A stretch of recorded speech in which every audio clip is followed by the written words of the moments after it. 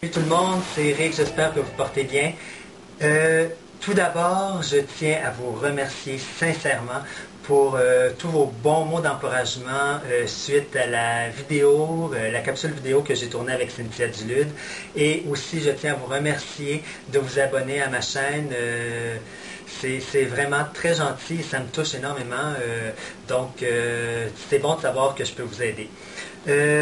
Aussi, pour commencer, là, je prends quelques minutes de mes vacances pour vous répondre à quelques-unes de vos questions, parce que je trouve que c'est important de vous répondre rapidement. Donc, plusieurs questions m'ont été posées. Donc, je réponds à vos questions. On me demande où trouver le triacnéal de Avène que j'utilise, que je suis en train de tester le produit contre l'acné. Donc, triacnéal, si vous êtes au Québec ou au Canada, se trouve en pharmacie. Ce sont sous la bannière des laboratoires Avène. Et si vous êtes en Europe ou en France, vous allez trouver triacnéal en parapharmacie ou, je pense peut-être chez Monoprix, mais ça je m'avance, je ne suis pas certain, mais en parapharmacie, c'est sûr que vous allez trouver triacnéal. Donc, j'y vais avec vos questions. Elle a 19 ans, qu'elle a des problèmes de peau depuis l'âge de 11 ans et que ça a commencé par des points noirs, mais que maintenant, c'est comme un buffet chinois au complet. Donc, points noirs, acné, qu'elle a la peau mixte, sensible et les pores dilatés. Elle veut régler ça. Je ne sais pas trop quelle routine elle devrait utiliser et puis quel fond de teint acheter. Donc, Vanessa. Ce que je te recommande, c'est la gamme Effaclar. Donc, Effaclar de La Roche-Posay. Le nettoyant moussant pour le soir. Donc, le gel nettoyant moussant Effaclar pour le soir. L'eau micellaire, comme on a parlé dans la vidéo, Cynthia et moi. Donc, le nettoyant moussant le soir, l'eau micellaire le matin. Et aussi, ils ont, je te donne deux choix. Le soir, vu que c'est vraiment sérieux ton acné, l'Effaclar Duo pour le soir de La Roche-Posay ou le triacnéal dont j'ai parlé de Avène. Plus le matin, c'est important aussi d'hydrater sa peau, donc le Effaclar Mat de La Roche-Posay pour le matin. Gel moussant le soir avec ton triacnéal ou le Effaclar Duo. Et le matin, l'eau micellaire avec l'hydratant Effaclar M, donc pour Ma, de La Roche-Posay. Bonne chance, Vanessa. Et pour combattre l'acné rapidement, car la personne a une photo de finissant au mois de novembre, puis elle ne veut pas avoir comme souvenir de finissant une photo avec la peau acnéique. D'accord? C'est la même chose que pour Vanessa. Ton hydratant de jour, Effaclar M, le triacnéal le soir, et comme fond de teint, je te recommande Normatin de Vichy. Normatin, c'est un fond de teint spécifique pour les peaux grasses et ou acnéiques. Donc, c'est un fond de teint qui va mieux tenir, qui va avoir un effet plus matifiant et qui ne va pas tourner sur la peau grasse. Donc, en se mélangeant avec le gras de ta peau, ton sébum devrait rester bien en place et ne pas devenir gris. Et aussi, Cynthia a une excellente vidéo, comment cacher les boutons. Donc, je te recommande de l'écouter pour ça. Et bonne photo et bon bal de finissant. Ici, j'ai Myriam, qui me dit qu'il y a environ 6 mois, elle est allée dans le sud et que pour la première journée, elle a mis de l'huile bronzante. Erreur. Et qu'elle s'est exposée de 10h à 16h au soleil. Donc, elle a fait des convulsions, elle a brûlé, c'est normal. Premièrement, l'huile solaire, on oublie ça. C'est sûr, si tu veux frire, il n'y a pas de problème, mets-toi de l'huile. Mais l'huile va faire frire. C'est ce que ça fait. Donc, comme c'est pas ce qu'on veut, voici le résultat. Tu as des coups de soleil.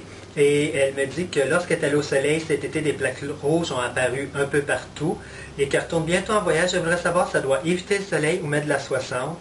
Puis que là, elle est inquiète à cause de l'effet de ces coups de soleil. Écoute bien, moi, je te recommande d'éviter le soleil entre 10 et 16 heures dans ton prochain voyage et de mettre aussi une protection 60. Quand la peau a pris des coups de soleil, la peau a une mémoire.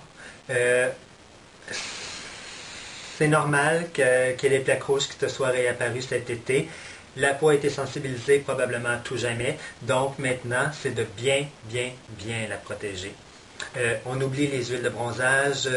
Que je te souhaite de bonnes vacances, bien protégées. Tu vas avoir un plus beau hâle si tu protèges bien ta peau plutôt que de la faire frire. J'ai ici Emma Makeup Forever qui me demande si les huiles solaires ou les sprays bronzants, elle sait qu'ils sont cancérigènes, mais est-ce qu'il en existe des inoffensives? Comme je viens de dire, l'huile sert à frire, c'est une question. J'en connais une seule et c'est une protection solaire 15 qui n'est pas énorme. Bon, pour les jambes, ça peut peut-être aller. C'est de Clarins, l'huile solaire FPS 15 de Clarins qui te fait un beau bronzage, un beau hâle, mais encore là, il faut le faire intelligemment. Je te dirais, pas la première journée à l'équateur, commence pas à te faire bronzer avec ça ta première journée dans le sud. Vas-y avec une bonne protection et progressivement, peut-être après la 3e ou 4e journée, tu peux utiliser ton huile 15 Clarins pour être protégé. Ça va te faire un plus beau hâle, mais je suis pas un fervent des huiles solaires. J'ai Misakura 21 qui me dit est-ce que c'est possible de se raser à l'huile d'olive? J'ai entendu dire que ça pouvait permettre d'éviter les poils incarnés. Et est-ce qu'on doit faire un exfoliant avant de se laver la peau ou c'est mieux après? L'exfoliant, tu le fais après avoir nettoyé ton visage ou, tout comme dans la vidéo le b.a.-ba du rasage, tu peux mélanger ton nettoyant et ton exfoliant ensemble. Moi, c'est ce que je fais pour économiser du temps. Mais idéalement, si tu veux le faire en 2 étapes, eh bien le faire, tu dois nettoyer ton visage avant et par la suite, tu fais ton exfoliant pour éviter les poils incarnés, enlever les petites cellules mortes. Pour ce qui est de l'huile d'olive pour te raser, j'avais jamais entendu ça, honnêtement. Je ne pense pas que ça va éviter les poils incarnés. Tout ce que ça peut faire, c'est garder ta peau souple et éviter la friction de la lame sur la peau. C'est un corps gras, donc la lame va mieux glisser sur ta peau. Par contre, l'avantage aussi des mousses à raser, c'est que dans les mousses à raser, il y a un produit antibactérien qui évite une prolifération ou qui évite une infection quand la lame passe je montre le visage, mais ça peut être n'importe où sur le corps. Quand la lame passe, s'il y a des micro-coupures, des petites coupures qui se font sur la peau, ben ça évite l'infection. Donc, c'est l'avantage de se raser avec une mousse à raser. L'huile d'olive, écoute, si tu te sens confortable avec ça, tant mieux, vas-y, mais je pense pas que ça va éviter les poils incarnés. De Marine83, qui me dit qu'elle vient de voir la vidéo avec Cynthia et qu'elle a beaucoup de granulés sur le visage, donc ce qui est probablement une peau irrégulière, un peu comme une texture papier sablé, et que ce qu'elle devrait faire. Bon, ce que je te suggère, c'est de toujours bien nettoyer ton visage. Je ne connais pas ton type de peau, est-ce que c'est une peau normale, une peau mixte? Donc, de bien nettoyer ton visage au moins une fois par jour le soir avec un gel. Tu as toujours chez La Roche-Posay une lotion astringente micro-exfoliante dans la gamme Effaclar qui va aider à éliminer le côté granuleux. Donc le matin, je te conseille de mettre la lotion astringente micro-exfoliante de La Roche-Posay dans la gamme Effaclar.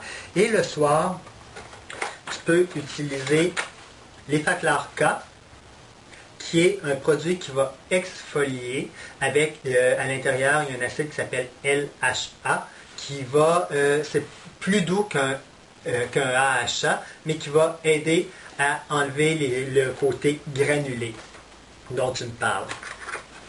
Donc, j'espère que ça répond à ta question. Et là, comme dernière question, Cécile Saumur, qui me demande, suite à la vidéo sur les peaux grasses et acnéiques, si j'avais un truc pour les cheveux très gras. Elle a tout essayé et elle me dit qu'elle ne sait pas comment s'en sortir. Cécile Saumur, ce que je peux te conseiller, c'est bien sûr d'arrêter de laver tes cheveux à tous les jours. Un peu comme le visage, il faut y aller en douceur. Quand tu fais ton shampoing, pas frotter trop fort le cuir chevelu pour ne pas stimuler les glandes sébacées qui vont, elles, sécréter plus de gras. Comme shampoing, là c'est juste un petit échantillon que j'ai, mais dans la gamme Ducré, que tu vas trouver en pharmacie ou en parapharmacie si tu es en Europe, il y a Argéal, qui est un shampoing à usage fréquent pour cuir chevelu et cheveux gras. Donc, lui, tu peux l'utiliser souvent, mais dans la même gamme, il y a aussi un shampoing qui s'appelle Sabal. Donc, tu fais 2 fois semaine. C'est un shampoing, c'est un traitement pour les cheveux gras et le cuir chevelu gras. Donc, Sabal, tu le fais 2 fois semaine. La recette, c'est 2 fois 3 égale 6. Je m'explique. 2 fois semaine, tu dois le laisser agir 3 minutes à chaque fois et tu fais le traitement pendant 6 semaines. Donc, le Sabal, tu l'utilises 2 fois semaine, tu laisses agir 3 minutes et tu fais le traitement pendant 6 semaines. Entre ça, tu utilises le Argéal, exemple, l'autre ou les 2 autres fois par semaine que tu laves tes cheveux. Et si vraiment ils sont très gras, peut-être essayer les shampoings secs de la gamme Chlorane, qui sont très très bien, que tu peux utiliser ça à tous les jours. C'est un shampoing que tu mets dans les cheveux, qui est en spray, en vaporisateur. Tu l'appliques dans les cheveux, ça absorbe l'excès de sébum, de gras, tu le laisses agir pendant 2 minutes et tu fais tout simplement brosser et enlever la poudre qu'il va y avoir. Mais tu ne dois pas laver tes cheveux à tous les jours pour éviter de stimuler les glandes sébacées. Argéal, usage fréquent, et le traitement Sabal 2 fois semaine. Tu devrais venir à bout de tes cheveux gras. Et aussi, je ne sais pas si tu as les cheveux courts ou longs, si tu utilises des revitalisants, des masques capillaires, des conditionneurs, bien s'assurer de les rincer à fond lorsque tu les enlèves. Et aussi peut-être pas les mettre au cuir chevelu. Si tes cheveux sont longs, les utiliser seulement sur les pointes ou les longueurs pour les démêler, pour hydrater, mais ne pas toucher au cuir chevelu et à la racine des cheveux pour éviter de surgraisser le cuir chevelu. Donc, sur ce, c'est les questions que vous m'avez quelques-unes des questions que vous m'avez fait parvenir. Je vous souhaite une excellente journée. Je vous retrouve bientôt. Moi, je profite des vacances. Donc, sur ce, portez-vous bien. Prenez bien soin de vous, pardon. Puis, on se revoit prochainement. Salut tout le monde.